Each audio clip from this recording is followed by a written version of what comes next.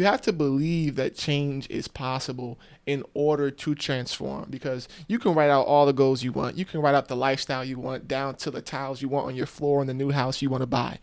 If you do not believe in change, it will not happen.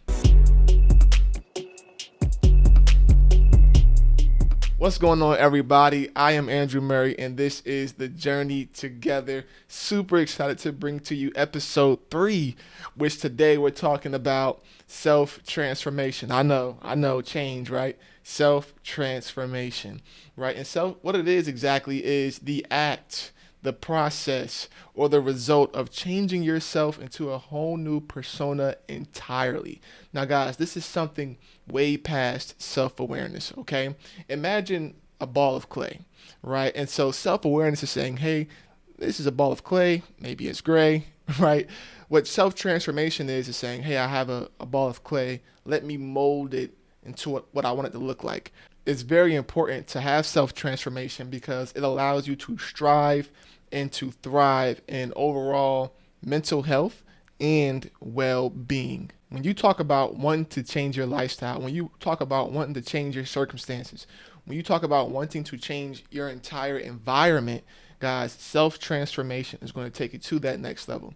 Because when you look at any situation, the fastest and probably the first thing you need to change is yourself, is the way you think, it's the way you act, is your attitude. Because you can't really control certain conditions, but you can change your attitude. You can control your actions, right? You can't control the way you think about someone or something, right, guys? And so always know you can always change yourself sometimes, all the time, really, before your environment. So I remember, when Tanya and I were getting married, we had to go through marriage counseling to prepare ourselves for marriage. And I know coming from high school, when she's my girlfriend, I'm like, we don't need that. I've known you since, 11th grade. Let's just get married. You know who I am. I know who you are. You know what I don't like. I know what you don't like. Let's just go ahead and get right into it. But after going through marriage counseling, guys, when I say it transformed us to be ready to get married, because there was a lot of things that we just didn't talk about, from how many kids we want, if we wanted any, what age did we want them at, what would our future plans looking like, at what age do we want to achieve those things, right? Politics or whatever. We just talked about a broad things that Tanya and I never talked about before. So we had to transform from the preteen couple we were, around 16, 17 years old, to being ready to get married at 22, 23 years old, guys. And so when we talk about transformation, it really implies that you are starting to become anew, right? So when I was a teenager, it's a different lifestyle from when you're married, of course, right? When I was, we were just girlfriend and boyfriend as a couple, I still had time to myself in terms of a lot of it. I still get time to myself, but I had a lot of time to myself because we're not under the same household.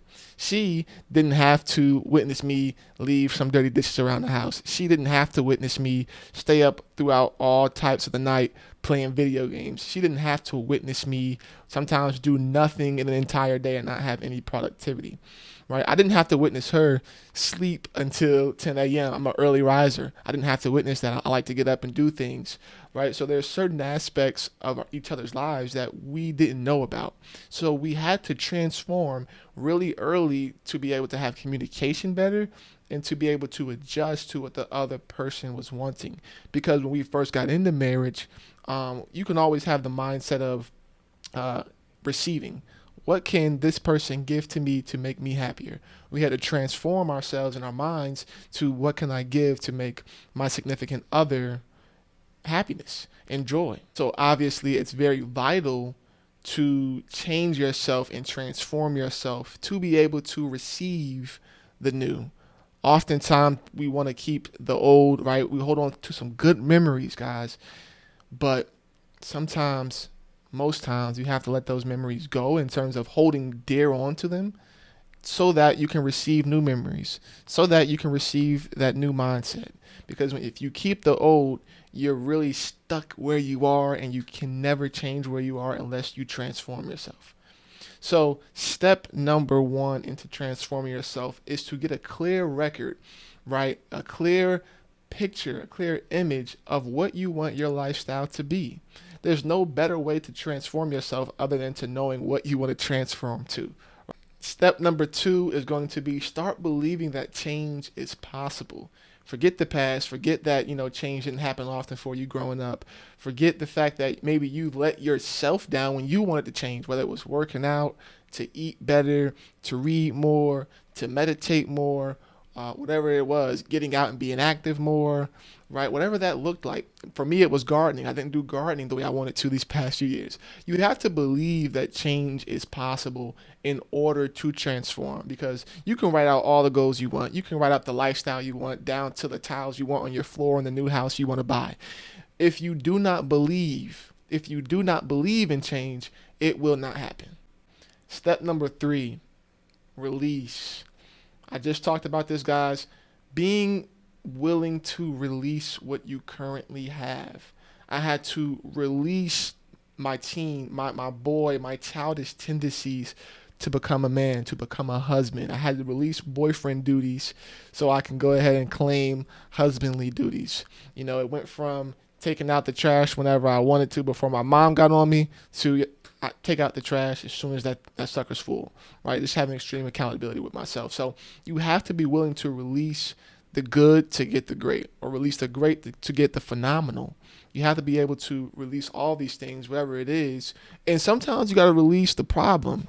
Sometimes you got to release the fact that you can't control certain situations, right? And so be able to accept that, man, if I can't do anything about this right here, I know I can do something about me. So when we talk about accepting the new, getting what you really feel you deserve, what you've been longing for, you have to release current situations.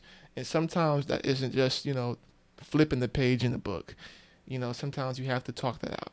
Sometimes it's a month process to release something the way you want to release it. So don't just try to go cold turkey on some things and lapse to get back to. Really process and take time to release what you need to release away, so that way you can accept the things that you want to a bit better. So those are going to be the 3 things that you can do to really embrace your self-transformation.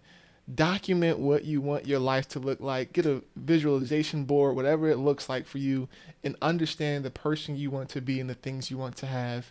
Number 2, believe that change is possible. Believe that you can change. And number 3, of course, is to release the old to begin to take the new. Right, guys? And so when you start practicing this, you start actioning on these steps, I can guarantee you're going to see some transformation in your life. So this is the journey together, self-transformation. Drop down below in the comments what you would like to transform about your life currently, and I'll talk to you soon.